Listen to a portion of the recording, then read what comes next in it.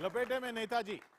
जी हाँ, और इस बार इस हफ्ते सुर्खियों में रहे हैं आम आदमी पार्टी, अरविंद केजरीवाल, कपिल मिश्रा, उन सब पर कविताएं और कैसे लपेटे में लिए जाएंगे बाकी नेता भी वो देखेंगे। हमारे साथ इस बार लपेटे में नेताजी में मौजूद हैं विनोद पांडे साहब,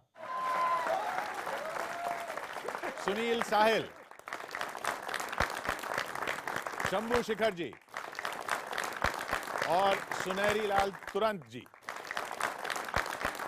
लपेटे में लिए जाएंगे कांग्रेस से आलोक जी, बीजेपी से सुधांशु जी, लेकिन जैसा मैंने कहा मुख्य निशाने पर शायद रहेंगे आम आदमी पार्टी से संजय सिंह जी।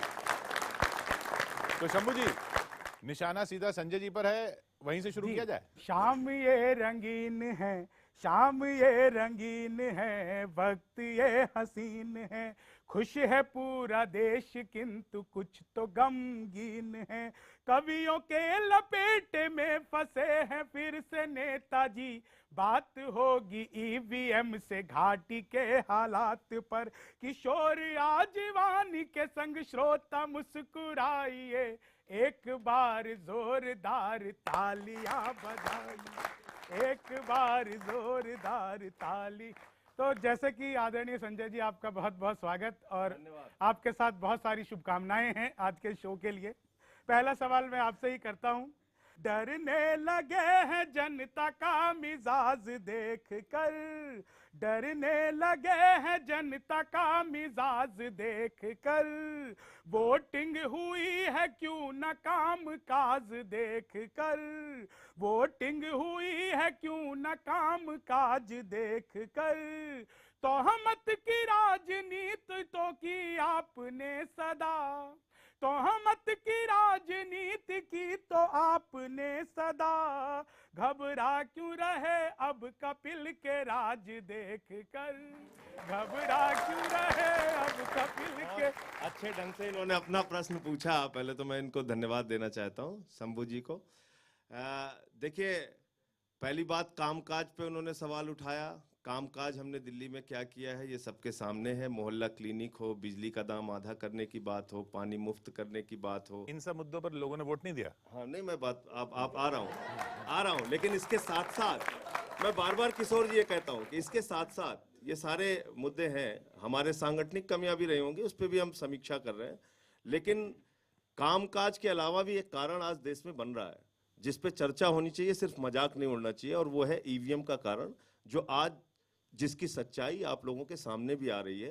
कपिल मिश्रा के सवाल की जहां तक बात है, पहले दिन से ही मैं उसका उत्तर दे रहा हूं और एक सामान्य सा सवाल पूछ रहा हूं। भाई, कितने बजे आप आए थे मुख्यमंत्री के आवास पर? वो समय तो बता दीजिए। पूरे हिंदुस्तान को आप सब कुछ बताना चाहते हैं, गांधी के आदर्शों पे चलना चाहते हैं, समय तो बता दीजिए। जिस समय की वो बात कर रहे हैं, जिस दिन की वो बात कर रहे हैं, ना तो कपिल मिश्रा मुख्यमंत्री के घर गए, ना सत्येंद्र जैन के मुख्यमंत्री के घर गए, तो ये सरासर झूठी बात है, बेबुनियाद आरोप। चलिए, इस पे आगे और भी बात होगी। सुनील जी ने तोहमत की बात की और संजय सर ने ईवीएम की बात की। एक छोटी सी कविता देखिए कि तोहमत लगाते लगाते विधायक इनके सत्सड़ आ गए, तोहमत लगाते लगाते विधायक इनके सत्सड़ आ गए, सीटें केवल 3 ही बची थी, पृथ्वी के सारे इंसान जब खत्म हो गए तो बेचारी ये मशीन ही बची थी। खैर, मैं आम आदमी पार्टी को बधाई देता हूं कि केजरीवाल जी अब पारंपरिक नेता बन गए हैं। एक संपूर्ण भारतीय राजनेता बनने की जो परंपरा है उन्होंने जीवित रखा। आम आदमी पार्टी का मुझसे बड़ा स्नेह है। ये लोग तो मुझे अपनी पार्टी का चुनाव चिन्ह बनाना चाहते थे।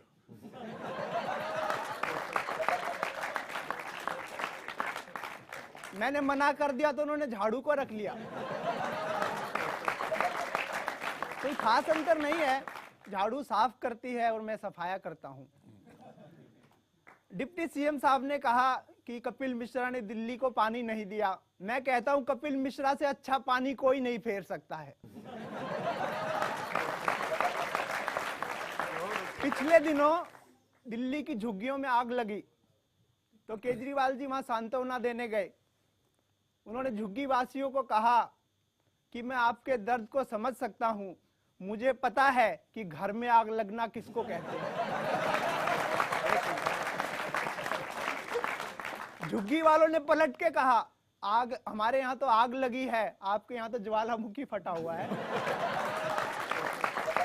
संजय जी, मैं पूछना चाहता हूँ, जब केजरीवाल जी और आप सब लोग अन्ना जी के साथ आए थे तो आप सब लोग की छवि बड़ी साफ सुथरी थी, और अब ऐसा क्या हो गया? तो मैं कहना चाह रहा हूँ कि 2 करोड़ का उठा मामला, होंठ भी नहीं हिले थे।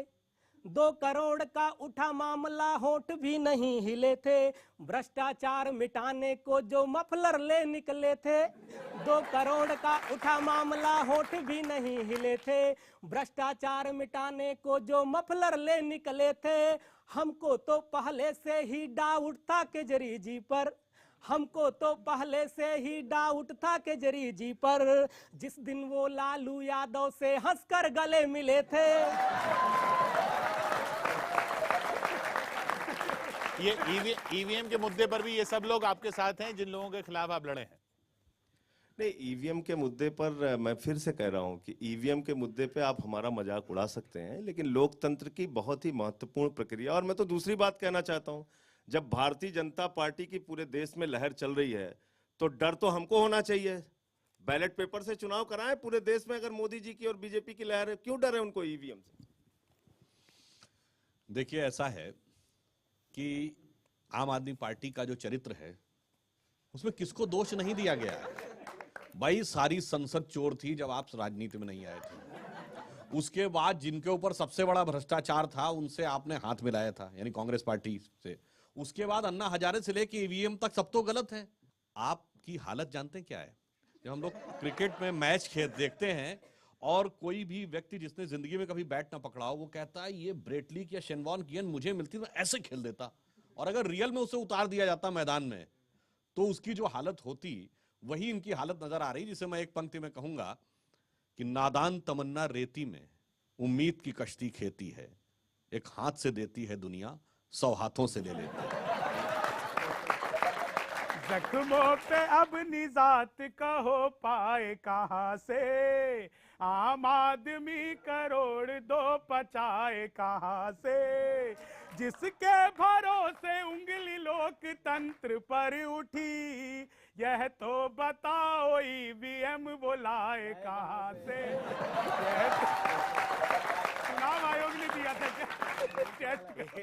एक वीडियो मैं दिखा दूंगा अभी, तो फिर सुधांशु जी को मुश्किल हो जाएगा। मैं लेके आया हूं, इसीलिए मैं जान रहा था कि ईवीएम कहां से आए, उसका सवाल उठेगा। खुद देखिए, इनके नेता बैठे हुए, 2012 का वीडियो है। इनके खुद की पार्टी के नेता है GVL Narasimha Rao ji. EVM that was being demonstrated on TV9 was actually a stolen EVM. Now, whatever be the principle, isn't there a problem with that? इनके खुद के नेता जीवीएल नरसिम्हा राव जी बैठे हुए हैं और 2012 में समर्थन कर रहे हैं। ईवीएम जो हरिप्रसाद ने करके दिखाया था, उसमें हैक करके दिखाया था, उसका समर्थन कर रहे हैं। मैं जान रहा था। भाई देखिए, ऐसा होता है ना, मैंने तो आपसे कहा टेक्नोलॉजी बदलती है।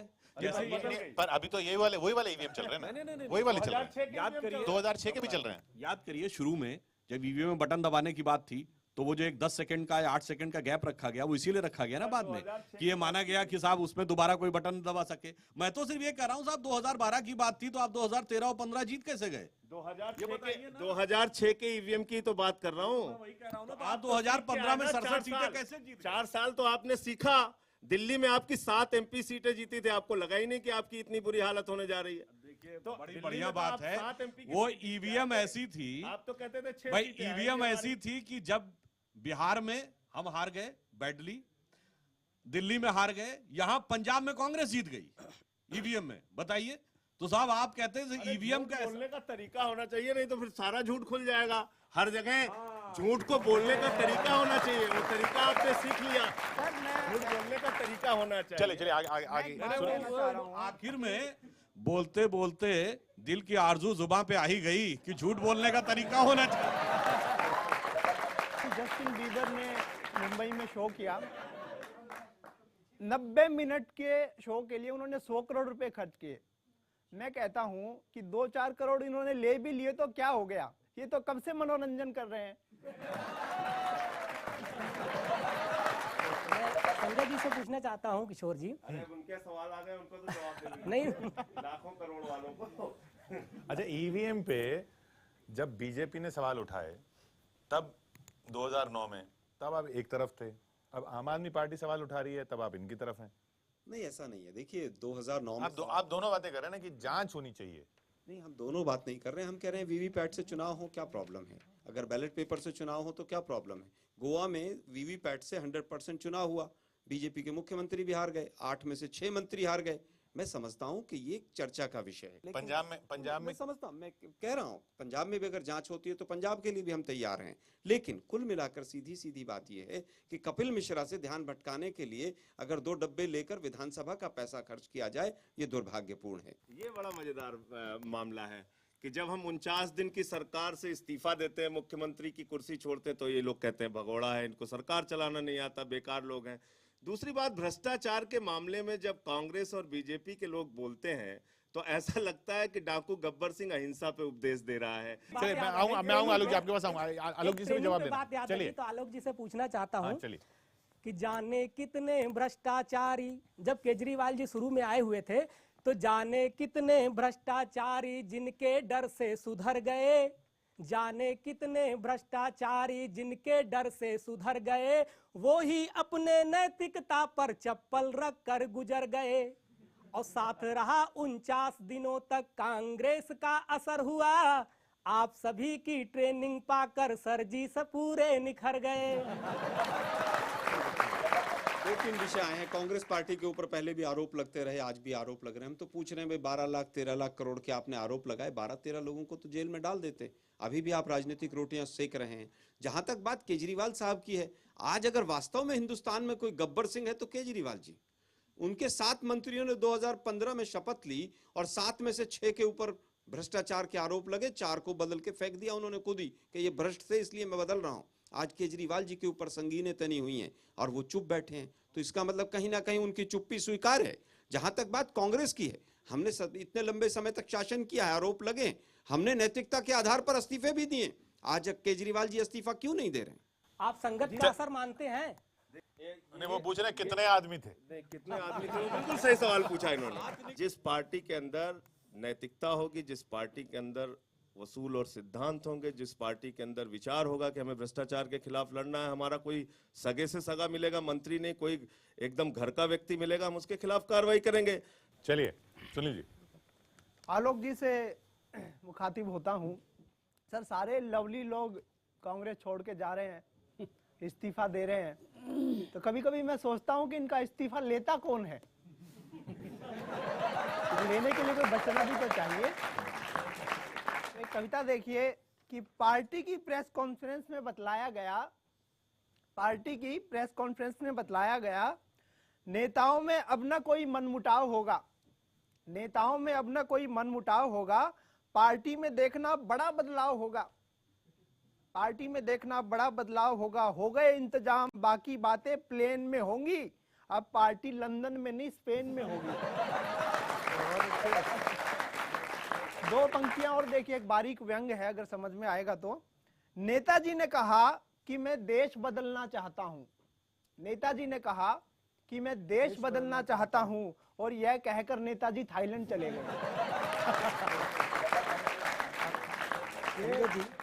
2 करोड़ जो मामला अभी चल रहा है उस पर कुछ बात नहीं हो रहा है और आप कुछ कह भी नहीं रहे हैं, और ये भी लोग कह रहे हैं कि ऐसा है नहीं। तो क्या है, मैं पूछना चाहता हूं कि खाली पीली बात बनाकर रेल रहे हैं केजरी जी, खाली पीली बात बनाकर रेल रहे हैं केजरी जी, बोल पड़े जो कभी आपको झेल रहे थे केजरी जी। और माना रिश्वत नहीं लिए, माना रिश्वत नहीं लिए, पर कपिल ने देखा वो क्या था, कौन बनेगा करोड़पति क्या खेल रहे थे केजरी जी।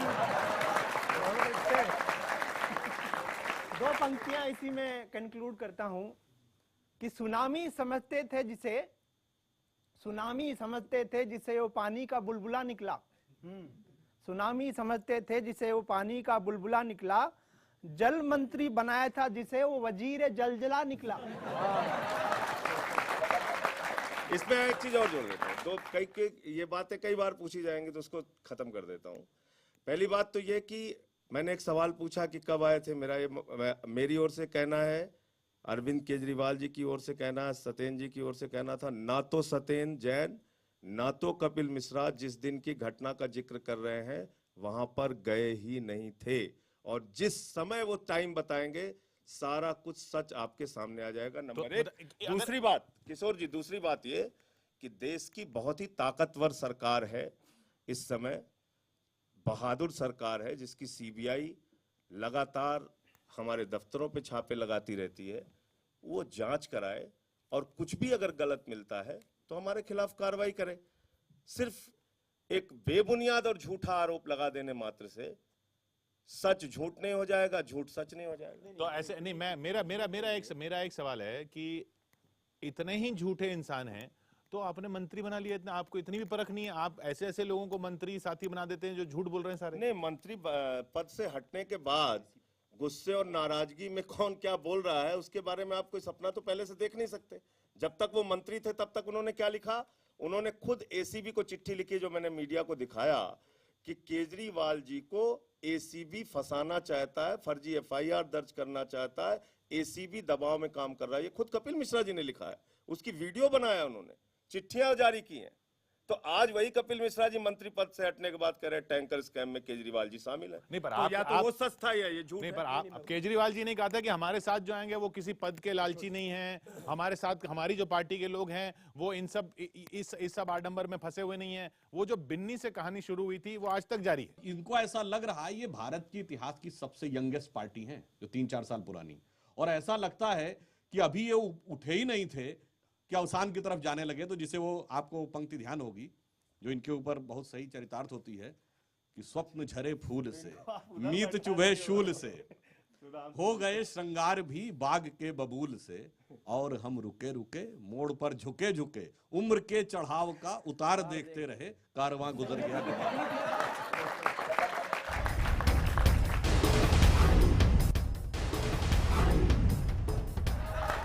समस्या छोटी थी लेकिन बीजेपी ने बड़ी कर दी, आपके सामने भारी मुसीबत सी खड़ी कर दी। ईवीएम के हेरा फेरी में है एक्सपर्ट बीजेपी, कपिल मिश्रा के सॉफ्टवेयर में भी गड़बड़ी कर दी। ये सवाल मैं उम्मीद करता हूं कि इसका ईमानदार आप लोग पूरी ईमानदारी के साथ जवाब देंगे।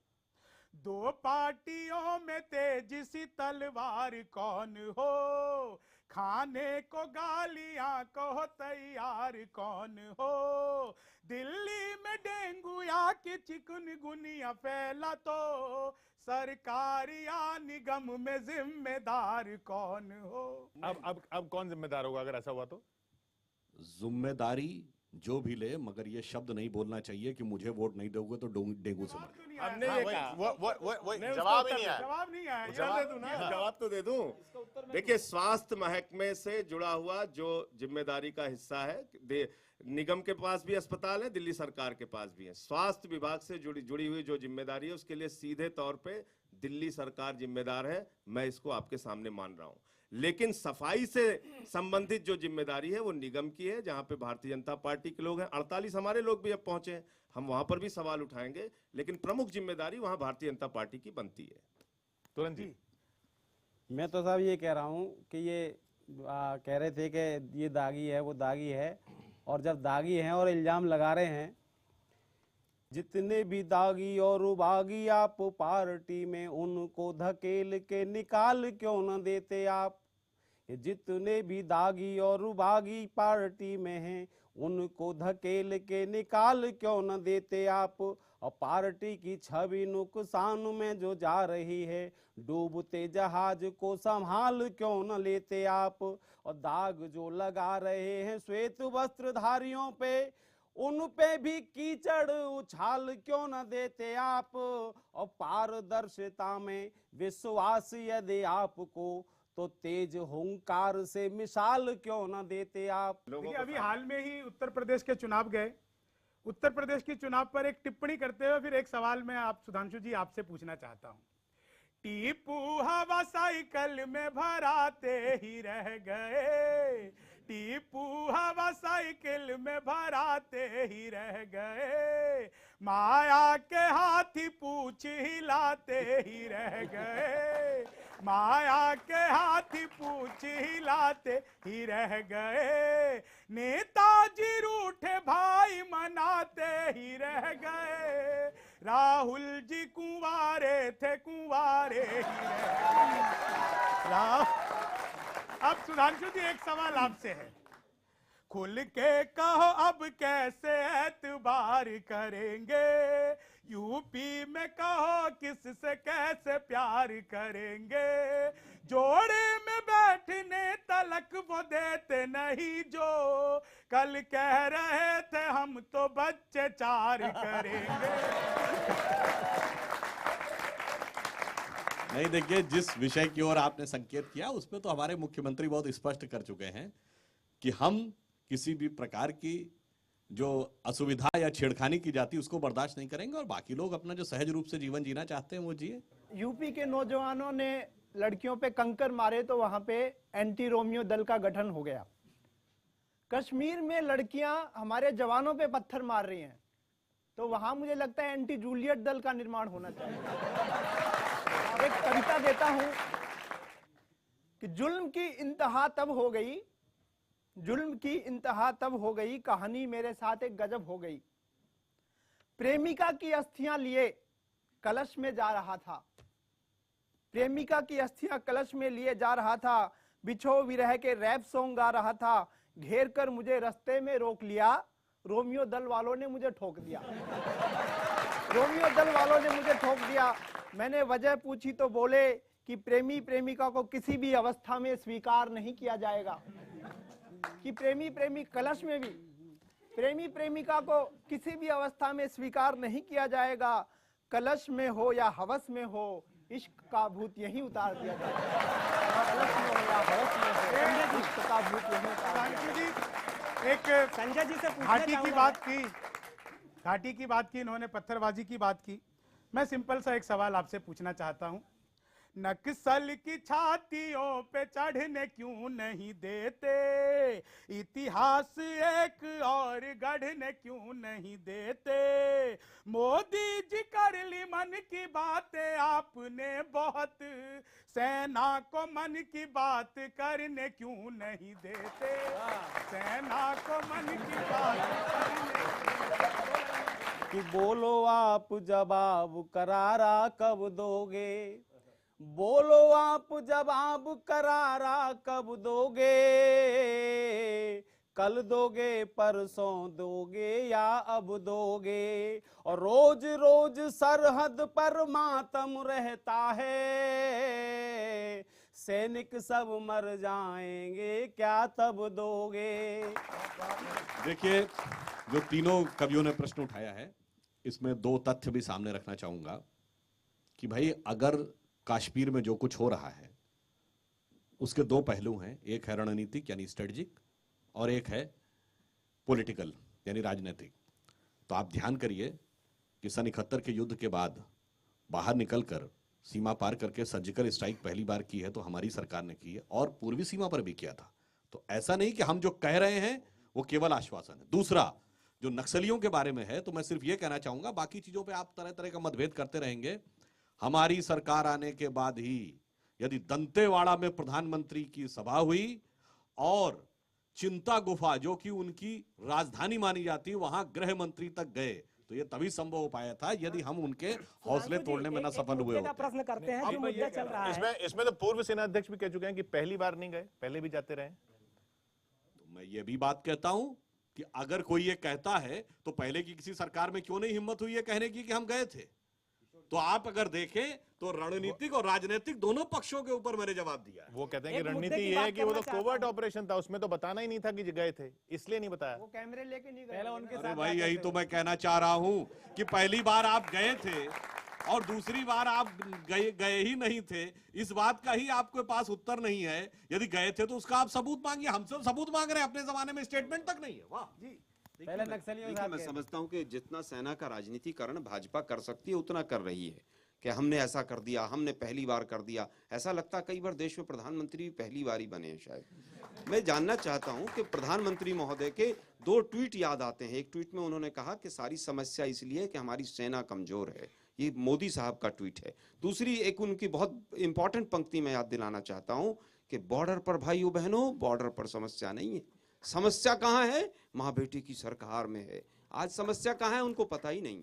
स्ट्रेटेजिक हो चाहे किसी भी एंगल से हो, इस सरकार की ना कोई कश्मीर नीति है ना पाकिस्तान नीति। रहता तो है वो साथ मगर पास नहीं है, रहता तो है वो साथ मगर पास नहीं है, पहले की तरह अब वो इतना खास नहीं है, कहने के लिए आप कुछ भी कह दो मगर अब लगता है कि विश्वास में विश्वास नहीं।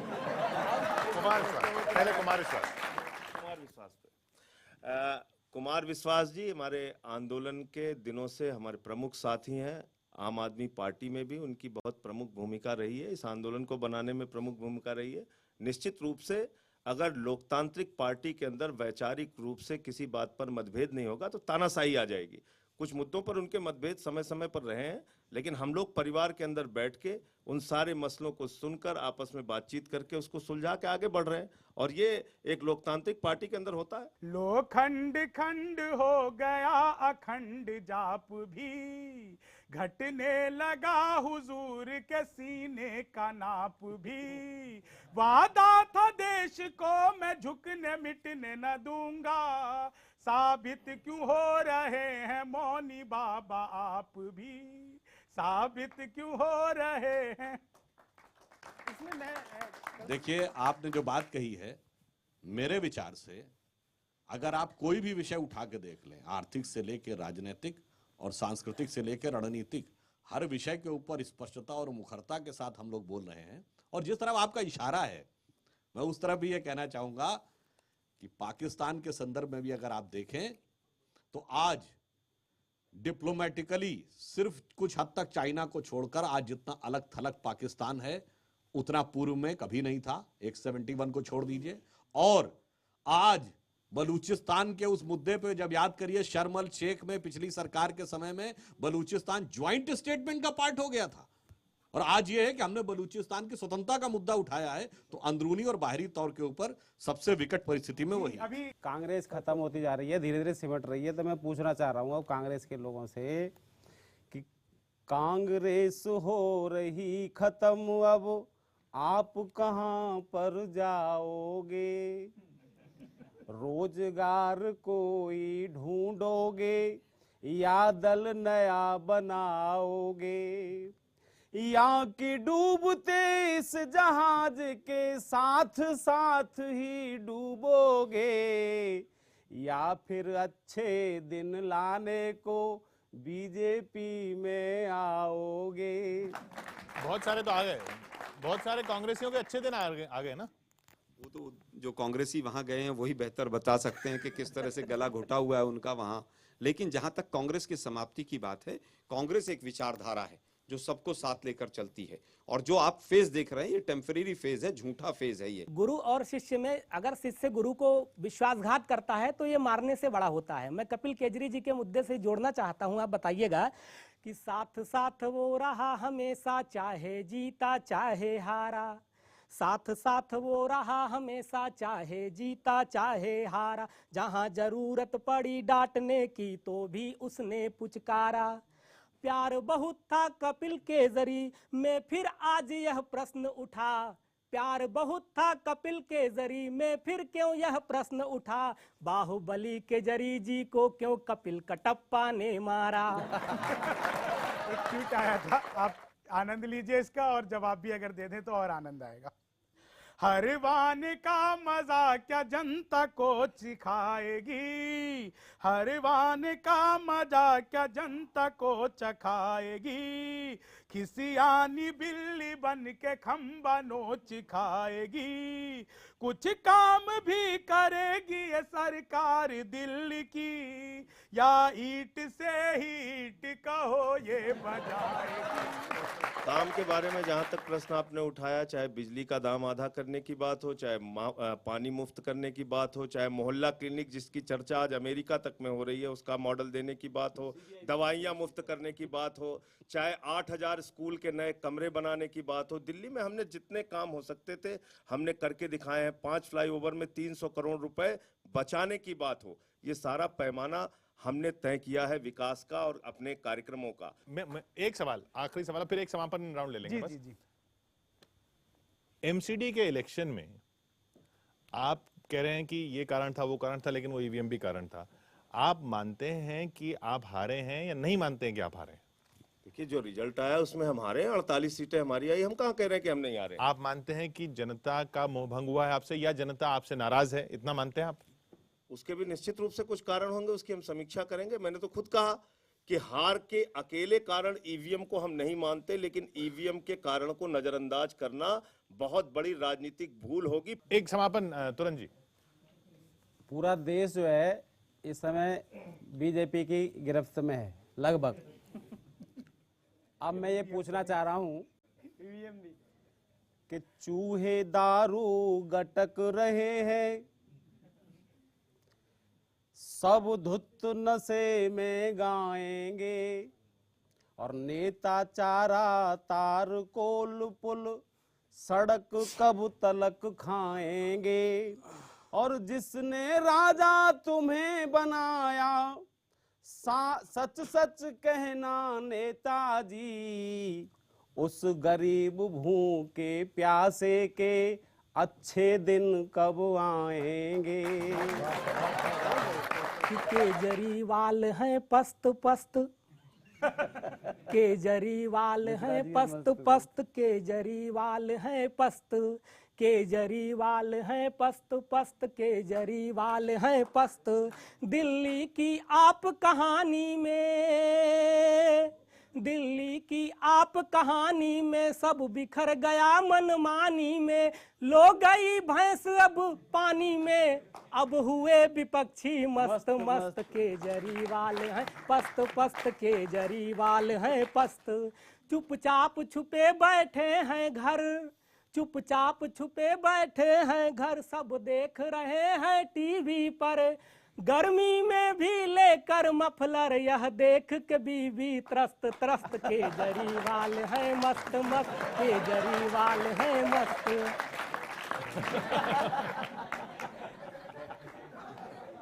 आलोक जी ने अभी कहा कि महंगाई की बात की, आलोक जी ने अभी, ये एक मार्मिक व्यंग है कि मैंने एक खबर पढ़ी थी किशोर जी कि एक महिला को अपना 1 वर्ष का बच्चा भूखमरी के कारण केवल 100 रुपए में बेचना पड़ा था।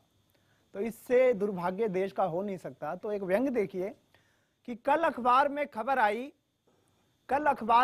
आई कि एक महिला अपना 1 वर्ष का बच्चा मात्र 100 रुपए में बेच आई।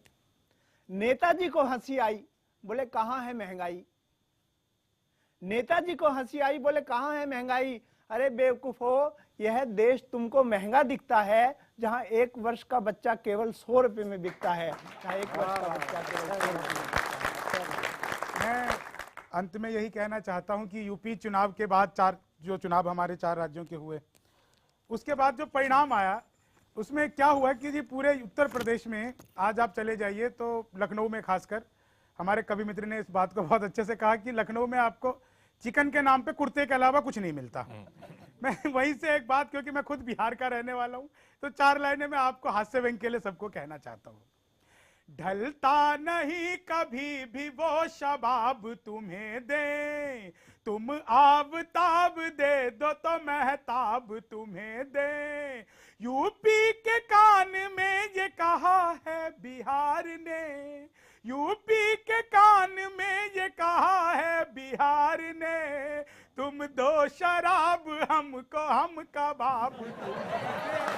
बहुत बहुत शुक्रिया आपका हमारे साथ जुड़ने के लिए। ऑडियंस आपका भी बहुत बहुत शुक्रिया लपेटे में नेताजी के इस संस्करण में आने के लिए। तुरंत जी शुक्रिया आपका। शंभू शिखर जी हमारे साथ थे, सुनील साहिल जी और विनोद पांडे जी, बहुत बहुत शुक्रिया आपका। आलोक जी कांग्रेस की तरफ से, सुधांशु जी बीजेपी की तरफ से, और बहुत शुक्रिया मुस्कुराते हुए इन सब सवालों को झेलने का, लपेटे में आने का, संजय जी आम आदमी पार्टी से। देखते रहिए आप न्यूज़ 18 इंडिया।